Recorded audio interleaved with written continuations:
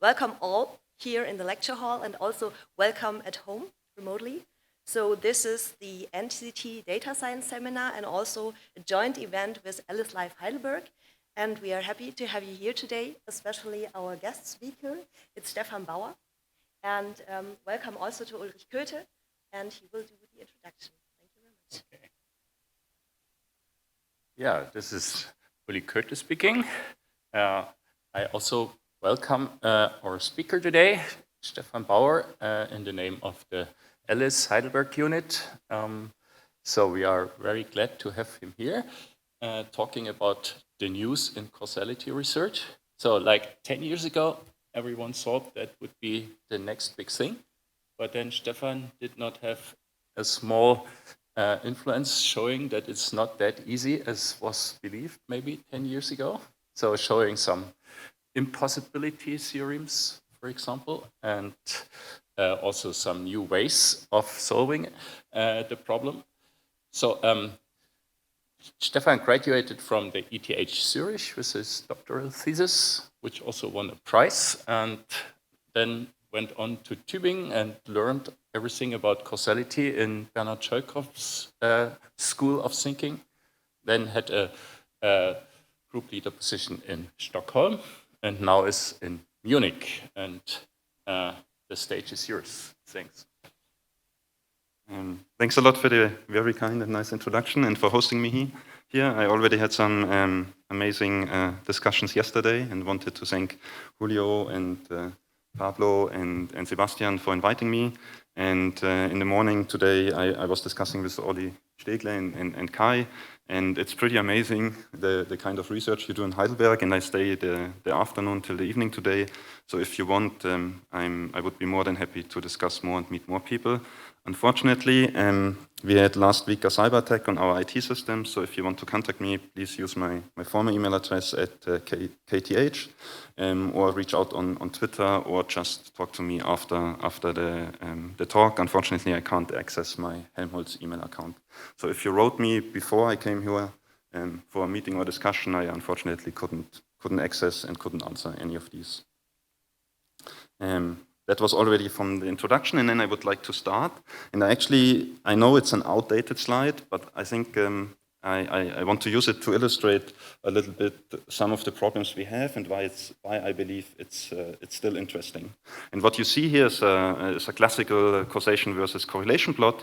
In this case, the example of chocolate consumption versus number of Nobel Prizes.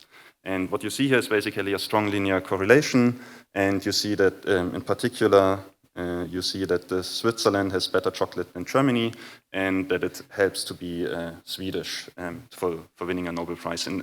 And admittedly, it's a little bit of an outdated chart, so some countries significantly moved up, but still, this is a strong linear correlation we would have.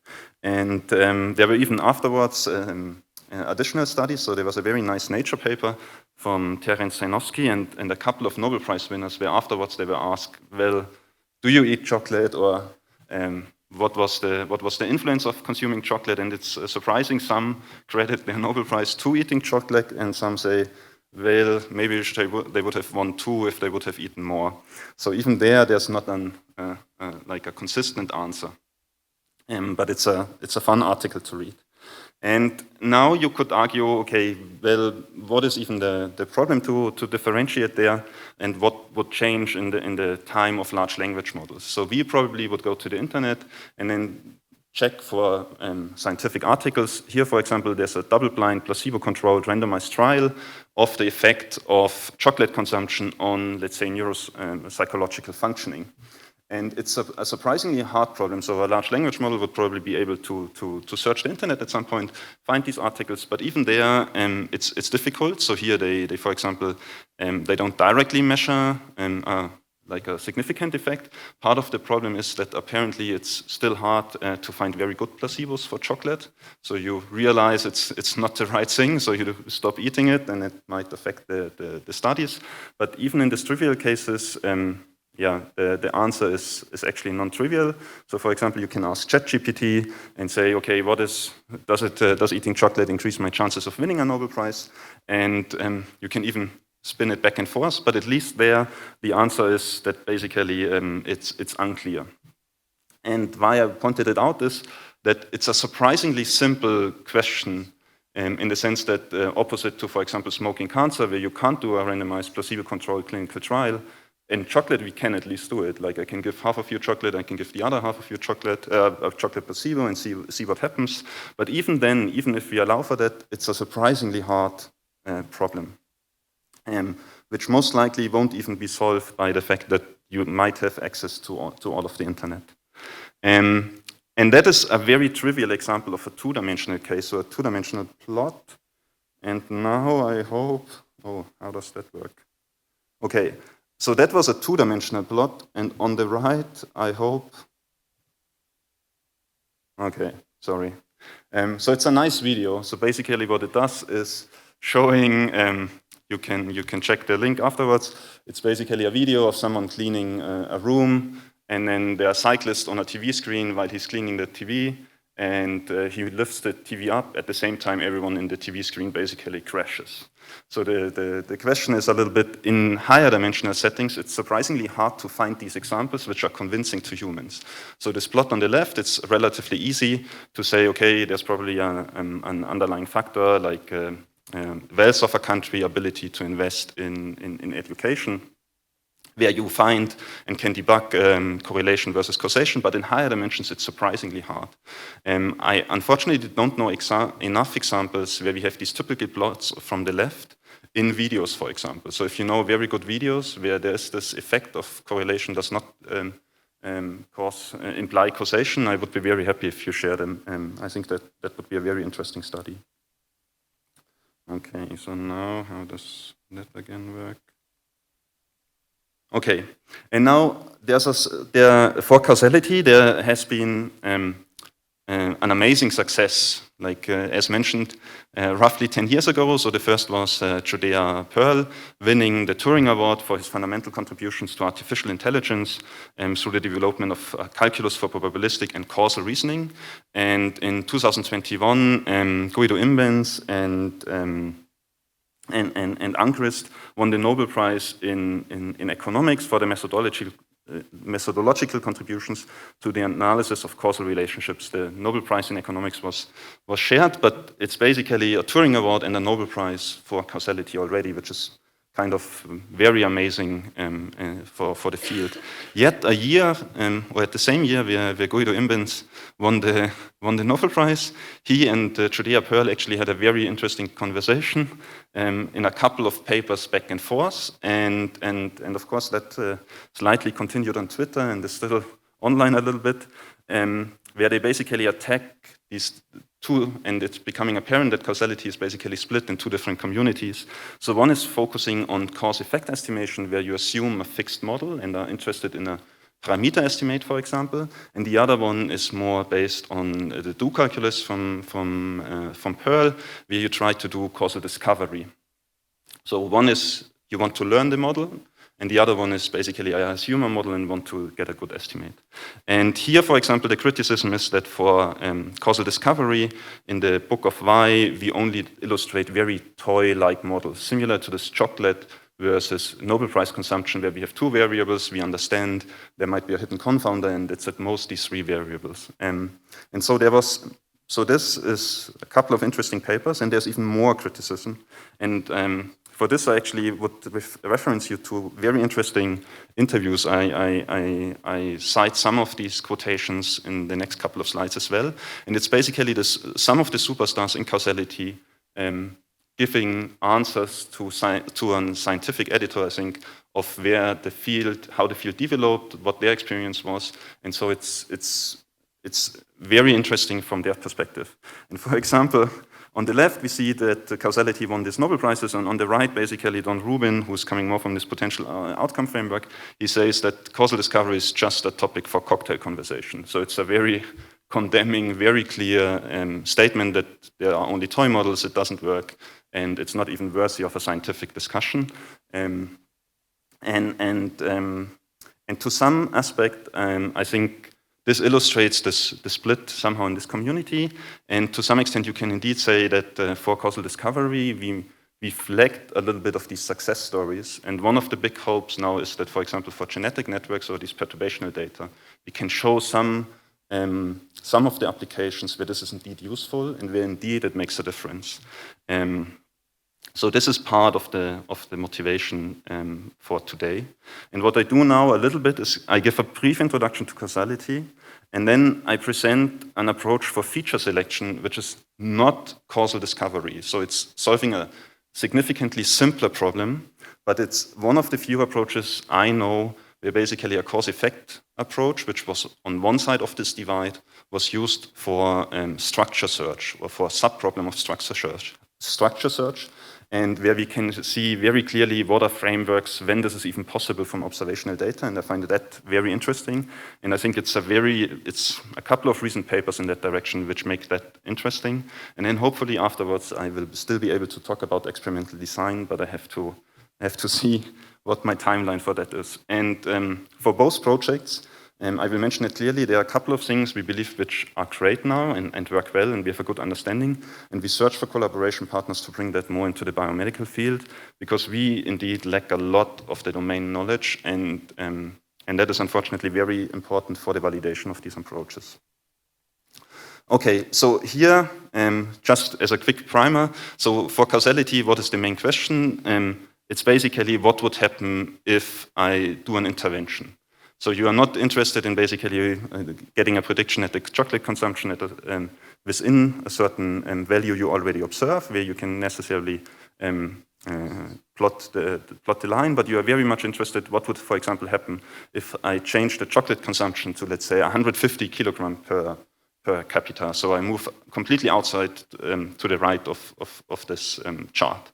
And in order to answer that, you need to make a causal assumption. So I think otherwise it's okay, and you have to basically say, I cannot answer that question, and that's completely acceptable. But if you provide an answer, you have an underlying causal model. So either you say that Nobel Prizes causes chocolate consumption, that chocolate consumption makes Nobel Prizes, or that there's a hidden confounder. Whatever you answer will depend on this assumption. And part of the problem is that all the options, so all your assumptions are equally worthy in these observational data. You can actually not differentiate between them, and that is why you actually have to mention them, because otherwise, I think without stating these assumptions clearly, you shouldn't make a causal statement. And now what is the problem is basically what happens if you don't know the graph, but you need to learn or want to learn it from data. And what you see on the right is basically the number of DAGs and the number of possible graphs for the different number of nodes. So here it's only plotted for up to 10 nodes, and you see that basically for 3 nodes it's 25 directed acyclic graphs, and then for 10 nodes I can't even unfortunately pronounce the number because it's so huge. And searching this super exponentially growing space is extremely hard. And in addition, it turns out that especially from observational data, I would argue that causal discovery from purely observational data is basically impossible.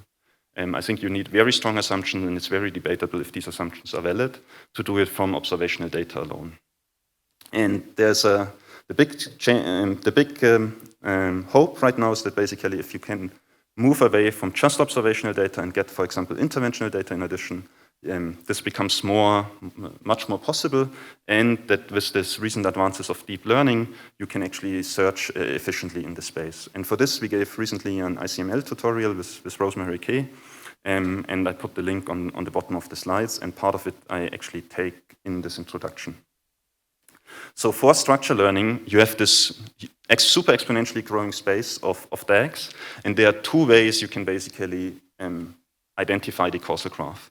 So one is you basically make very restrictive assumptions on the functional nature of the data. This might be graph assumptions, this might be functional relationships on the subsets of these graphs, or you use this interventional data, and then you're actually able, using, for example, this interventional data to regularize your search space and actually hopefully converge much closer to these possible answers. And this is something we see more and more now. So again, these assumptions which we make, so this I will illustrate in the next couple of slides, are extremely important to mention. And this is another view of this topic. So on the left, we have a classical statistical model, which basically is a joint distribution over random variables. And it's one joint distribution. And on the right, you see an illustration of a causal model, which is not just a single joint distribution, but it's basically a poset of joint distributions, one for each possible interventions. So basically an intervention indicates which joint distribution you should use. And how do you move from the left to the right? It's basically implied by these assumptions. So how you can move from a statistical model to a causal model is determined on these assumptions, which cannot be expressed by the joint distribution alone. And that is why it's so important to state them clearly. And there's a couple of problems with some of these assumptions. So here's, again, one of these quotations from these interviews. So this time it's Jamie Robbins, who's a professor for epidemiology at Harvard. And he has this quote, "Before you can pull a rabbit out of a hat, you have to put the rabbit in." So this references to this magician on stage who basically pulls the rabbit out. And somehow we all know that sooner or later there must be a rabbit put into the cylinder before you can pull it out. Otherwise the whole trick doesn't work. And here, for example, in this interview, he explains one of these algorithms, and in particular, he mentions that basically it was for genetic networks, that one of these key assumptions is faithfulness. So faithfulness is kind of a technical assumption. I put some references for it below, but basically tells you when you can conclude from conditional independencies to infer basically dark constraints. So it's kind of a technical term linking both frameworks. And it's somehow necessary for a lot of these algorithms to assume faithfulness, to perform causal discovery, but what he points out is basically that this assumption, which seems reasonable or innocent at the beginning, potentially puts a lot of unsought or unwanted conclusions already in your algorithm by basically being the rabbit you pull out. So he mentions that they are able from complete ignorance of the gene network to complete knowledge seemingly by magic. And how is that possible? And that is basically part of this assumption, how he moved from the left, from a statistical to a causal model. So here basically there's a clear criticism of some of these assumptions, and there's a huge argument in the field when this is okay or when it's not okay. But what I want to mention is that some of these assumptions are really critical and potentially have unwanted effects. And another quote, so this is the final quote from these citations on these interviews. I think they are really, really good and highly recommend to read them. So he actually mentions that he's less critical now of this assumption of faithfulness. And the key reason is that he wants to evaluate most of these algorithms by a downstream task. So for example, drug target discovery or hit rate for recommending disease-causing genes. And basically, if we have these algorithms, then we measure which algorithm performs very well in this hit rate, and then we can basically conclude that's a good algorithm. And right now, that is one of the key problems in our field, that we basically cannot directly say what is a good algorithm. So if you ask me what is the best algorithm, it's quite hard to say. Potentially, I would argue that if you're not interested in directed edges, it's probably lasso, but it's hard to say. And one of the big problems and one of the big hopes we have for biology is basically that we can work towards getting access to data or towards these data sets and benchmarks where we can actually try and improve some of these algorithms, which has been extremely helpful in other disciplines, like ImageNet significantly changed computer vision because there was something you can basically optimize for. There's some negative side effects as well, and crazy overfitting, but at least that definitely helped. And in our case, that's for sure still missing, especially from in the real world data sets. And now I basically want to present an approach which goes in this direction and combines cause-effect estimation and structure search. And there's one view I wanted to mention and one line of recent work I think is very interesting and provides a coarse-grained interpretation. So it's a very particular interpretation of causality, but you could say it's a debiasing method. So before I provided this high-level view, and right now what I say is basically one view of causality is that you are interested in getting a debiased estimate. So you're interested, so if you have a parametric model, you're interested what is the ground truth or close to the ground truth estimate of a parameter theta, which gives you this effect of a certain variable. And for many prediction problems, you don't care about this ground truth parameter, but if you want to use it, for example, for decision making or for changes in distribution, you want to know the ground truth. And I think it's a less well-known or less general view, but thinking about it as a debiasing method where you do an estimation and then you want to get a debiased estimate is one way to view causality.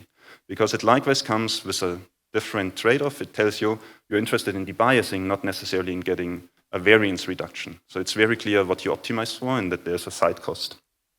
And this has been more a trend in the statistics community. So there's a couple of papers, some of them are very highly cited already, and are still ongoing research. So one of these directions is, for example, debiasing the lasso.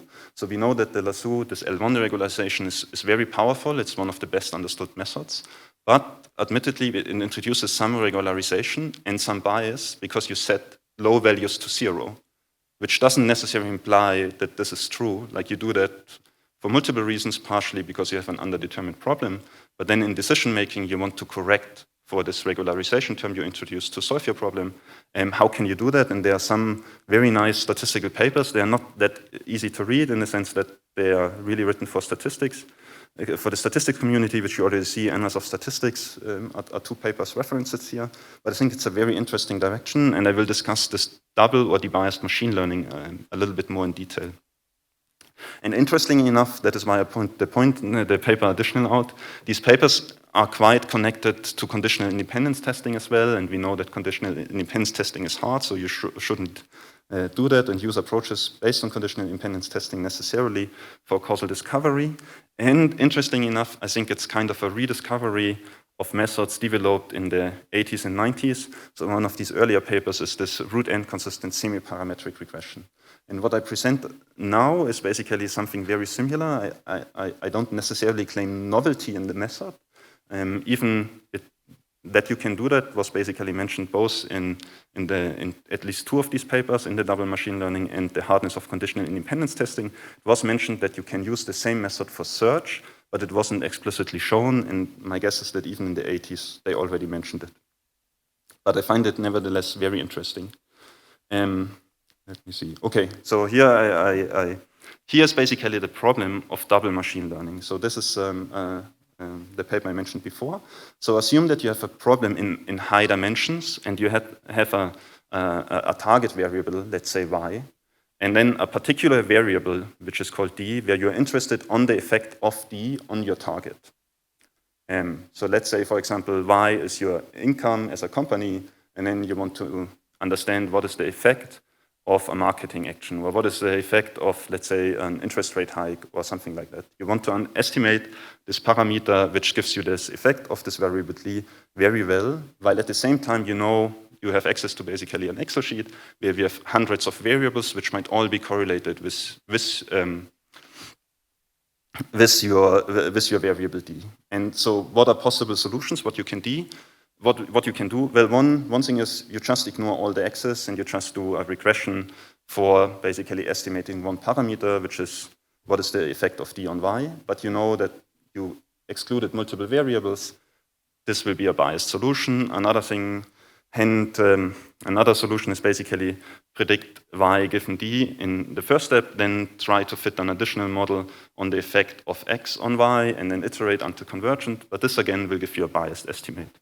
And one of these other solutions was what Viktor Chernyakov and collaborators came up with, was this partially nonlinear model, which they called double machine learning, which is very inspired from the semi-parametric statistics. So what you have here, so on the right, you have basically assumptions on certain conditional independencies between your noise variables. But what you have here is you model it basically as a linear model in your variable of interest, which is d. And at the same time, you model nonlinear models for the effect of these x's on the d and of the x's on the y. So it's a partially linear model which you try to fit. And now they provide a recipe of basically what to do. And the recipe is relatively straightforward. It's a very long paper. It's a technically difficult paper to read. It's 80 pages, and they basically show that the Neyman orthogonality condition holds. So I won't be able to go into the details, but it's about finding you an unbiased estimate of this parameter, this parameter theta. And what they do is basically they first predict and use a machine learning model for this variable m, which is basically the effect of x on d. Then they train a machine learning model g, which is the effect of x on y. And then they do a linear regression of the residuals from the second step on the residuals from the first step to get an estimate of theta 0. There's an additional step where you need to do cross-splitting, but what they basically show, and where you see multiple block entries on the right, is that in this procedure you get an unbiased estimate for your theta 0.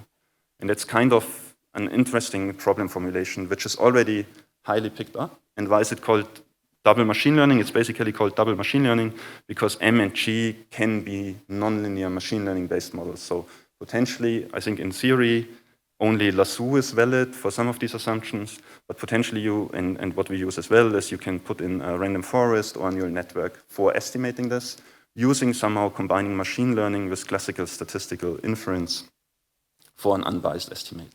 And that is quite an interesting method, but you are very interested only in one parameter estimate, given that you're somehow able to write down that model. And what is now interesting is that you can do causal feature selection with this method. And for causal feature selection, what you do is actually plotted on the left. So here you are not interested in full causal discovery.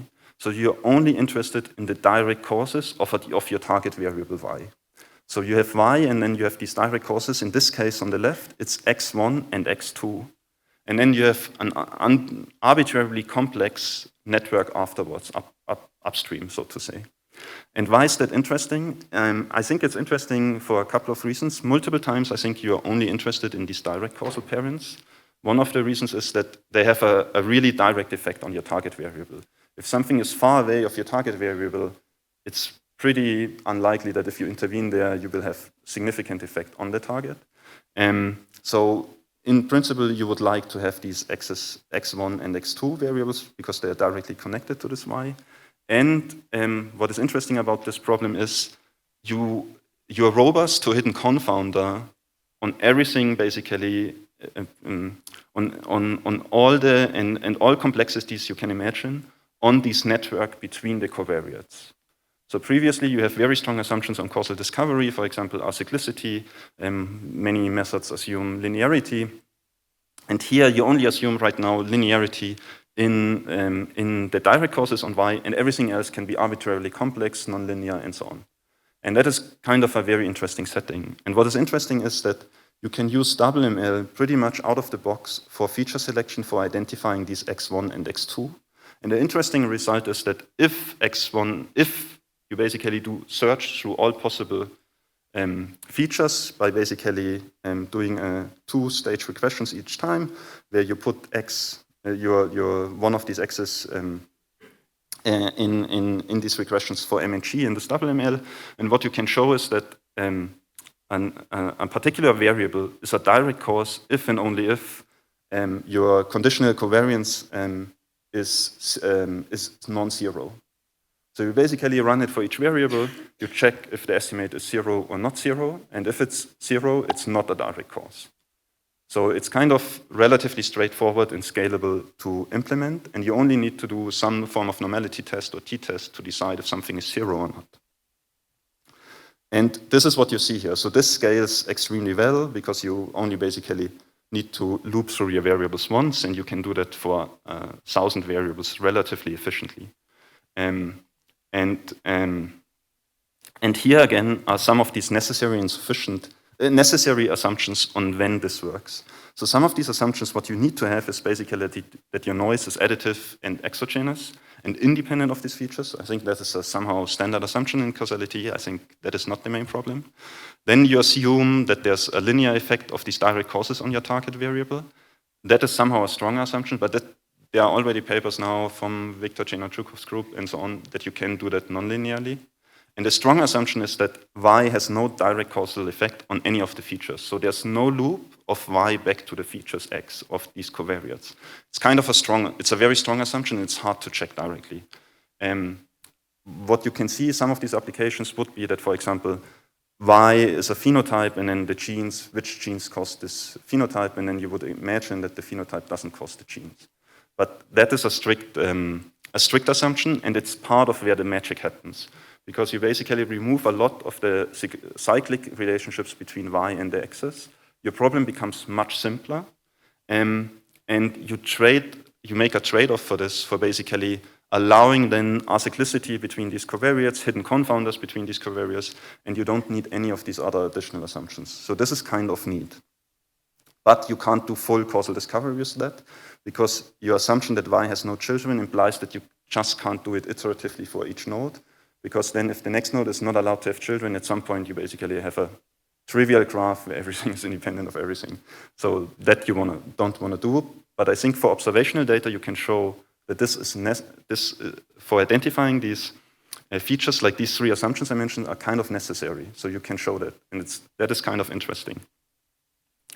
And what you see here is basically that this works quite well. It's kind of an unfair comparison in the sense that we compare against a lot of methods which do full causal discovery, which is kind of a much harder problem in a more general algorithm, so you would expect it to suffer. But here you see basically that this works quite well across a massive number of simulated data sets for different noise settings, for different sparsity settings of these features. And it's very cool that you don't have these additional assumptions on, for example, acyclicity between covariates or nonlinear relationships. So this is why I'm relatively convinced that this works in these settings. And now where we search for especially collaboration partners is that what I showed before is that basically you can have restrictive assumptions on the functional nature of the data. So this is what we did. We basically said y is not allowed to have a child. And that makes this problem much simpler, and we even focus only on direct causes. So these are these assumptions what we basically put in, such that this works. And the second aspect is that you can use interventional data. And now the interesting nature happens a little bit that you can get away and relax some of these restrictive assumptions by allowing for interventional data. So for example, right now we assume that basically here on the right, you see that everything basically happens to the left of y, and we assume there's nothing to the right.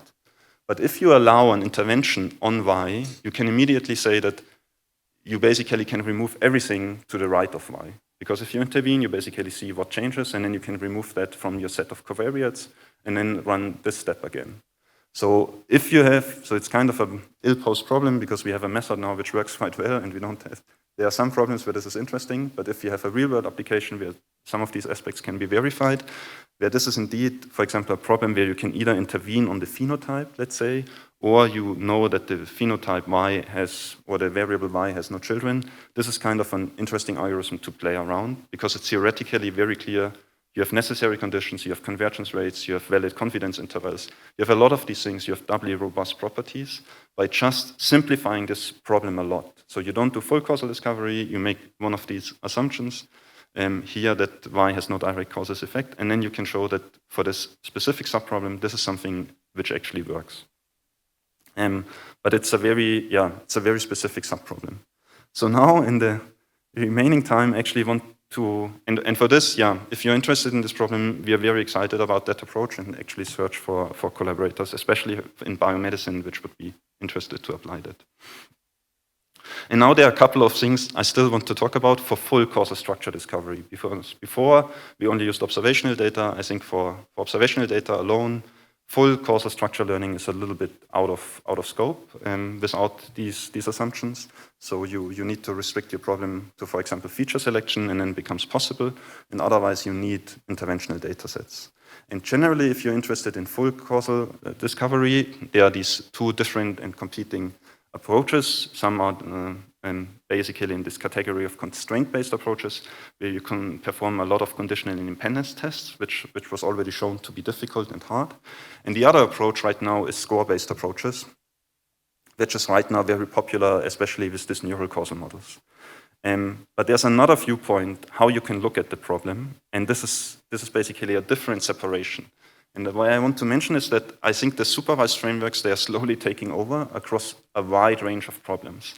So on the left, we see these classical causal discovery problems. You basically have unlabeled data, you define a score, basically how well a graph fits the particular data, and then you basically go through iteratively, for example, or by some greedy heuristic, you go through all possible graphs and calculate the score, and then you pick the one which fits the best. And this is basically, I would argue, 99% of the algorithms out there if they are score-based. And now supervised frameworks become more popular, and this is slightly some of these relations again to these large pre-training models.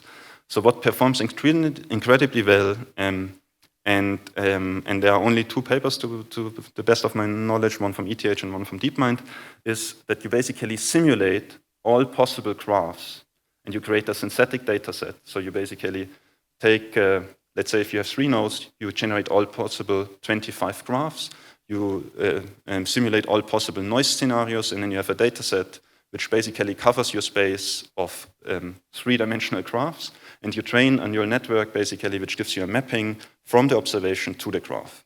So there are some technical details, and you can basically use different structures, but you can use a transformer, for example, train that, and then you have a supervised learning problem which gives you from observations to what was the graph which generated the synthetic data set. And then at a new data point, when a new data point comes on, you already have a trained neural network, and basically it's super fast to tell you the mapping, what was the closest ground truth graph, which is most likely to generate you that data set. And this is somehow interesting because now you can imagine, like for 3 nodes, I mentioned there are 25 graphs. That's doable. For 10 nodes, I already couldn't tell you the number, how many graphs there are, because it was so huge, I didn't even know what it is. And that is only 10 nodes. Now, if you want to do that for 1,000 nodes, that's a huge data set. But that we see not only in causal discovery as a winning approach right now, that basically you simulate for like 6 months on multiple GPUs, and then you train this neural network. We see that across a wide range of problems. So people try that, for example, on tabular classification, you train a transformer model on simulated data, and then at inference time, you're very fast.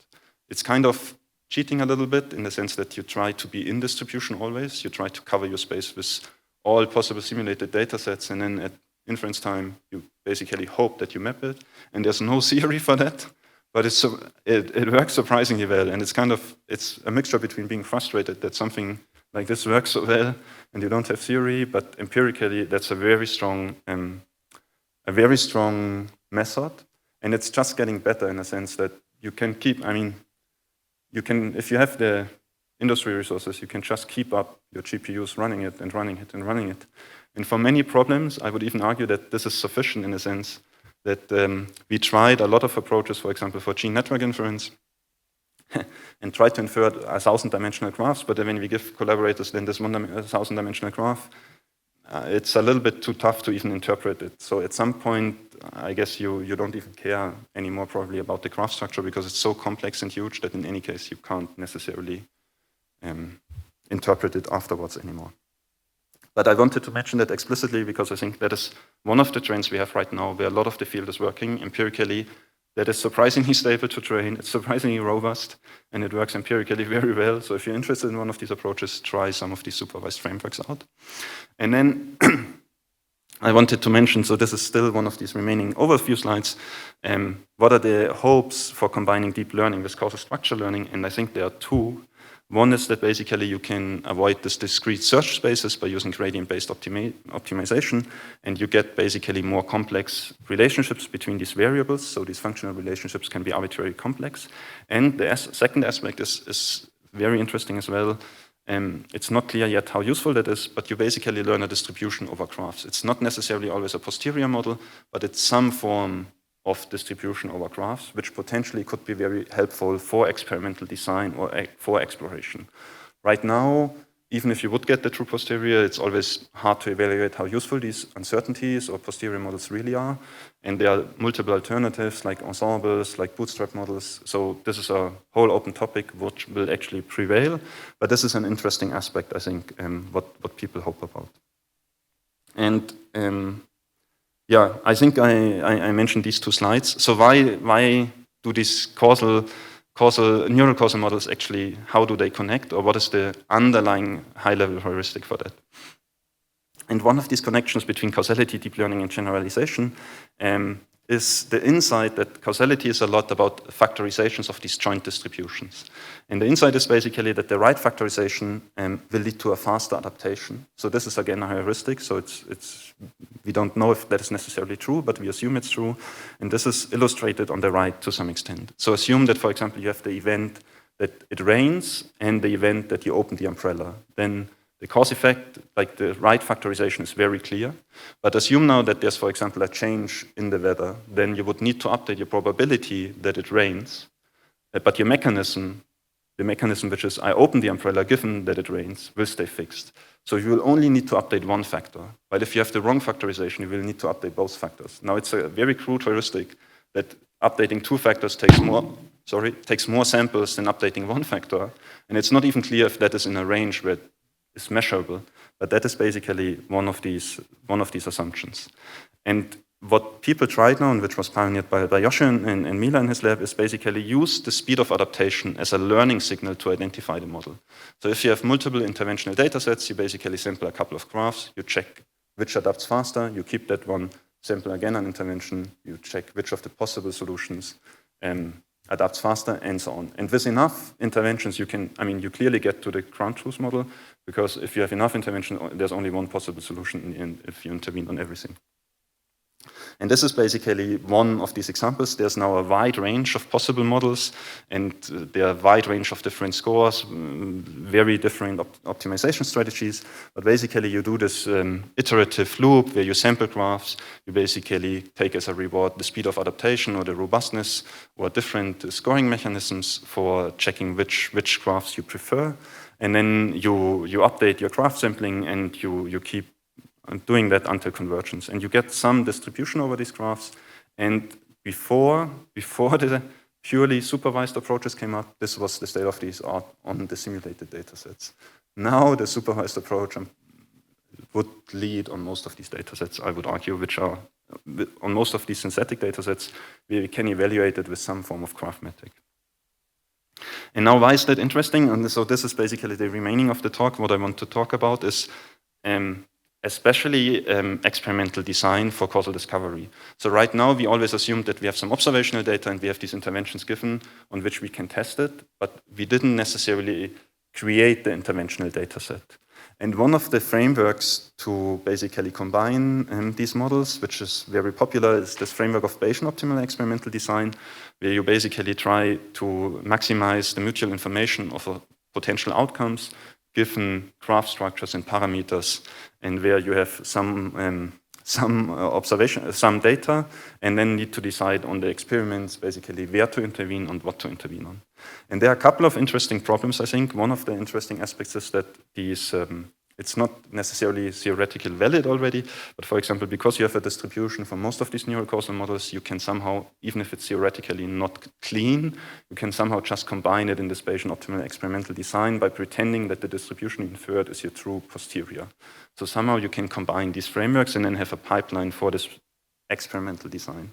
And there are a couple of problems with that. So you need a full posterior over these graphs, and then you need to optimize for this mutual information, which is an arbitrarily complex problem, and it's extremely hard. And for this, what I mentioned at the beginning and what Jamie Robbins likewise mentioned is, we are very excited about biology to test these potential benchmarks in the real world for causal discovery methods. So if you have a causal discovery method, there are basically three natural downstream tasks. So one is cause-effect estimation. So given I have a structure, what is the effect of a particular variable? Another one is imputation, assuming that data is missing, but not missing at random, such that there's some underlying graph connecting it. And the third one would be experimental design, like where to intervene next to identify this underlying structure. And imputation is kind of an indirect downstream task. Cause-effect estimation is very particular. And so one of the big hopes of the community was that experimental design and the hit rate experiments would actually solve a lot of problems by providing these benchmarks. And one of these benchmarks we created is GeneDisco, where we created a couple of real-world data sets. But the hope is, so it's clearly an insufficient data set. So we hosted a challenge at IGLEA, and some of these results are just a little bit disappointing. And what I want, what I want to show here is basically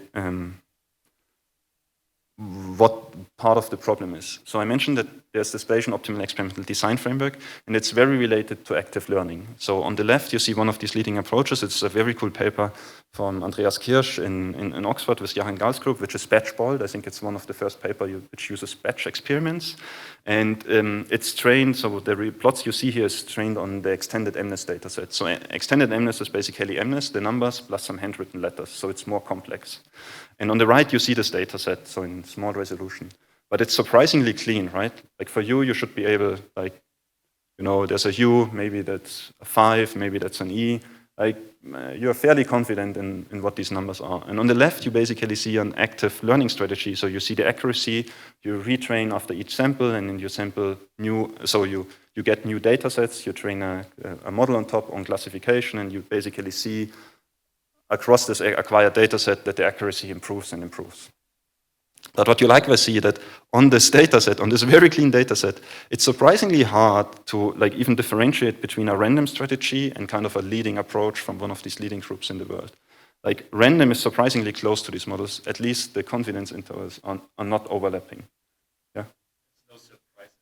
I mean, it's a consistent Yeah, finding. it's a consistent finding. And I think it somehow opens this hope that at some point we should do much better because random shouldn't be the leading approach, but so I think what is very successful here is that at least these lines are not overlapping. I think my consistent finding is more random, and these other lines here basically would all be together. And now this is basically the plot we see, so it's a different cost function, so it's reversed, but it's basically for these genetic data sets in this gene disco, different acquisition functions. You see, like, if you move from extended MNIST to like these genetic data sets, like all these acquisition functions are completely in the same range. It's of course just a handpicked example, but that is a consistent across these data sets. And again, like some of these methods are computationally intense. Like it's super difficult to run them. It's super costly to run them, and random is for sure included in this batch of like very, very good methods. Like it's even better than some of these other runs in the median.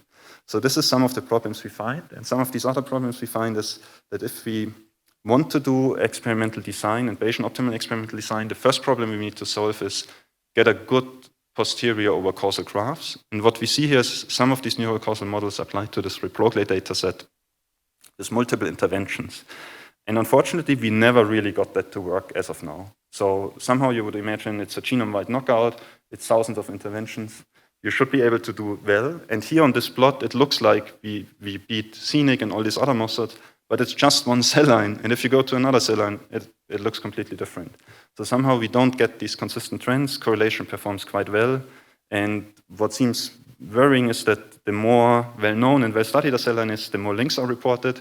And the more well-known and well-studied a cell line is, the better correlation-based methods perform.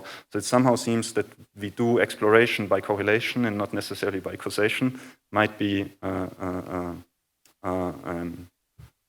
problem of how we correlate these data sets.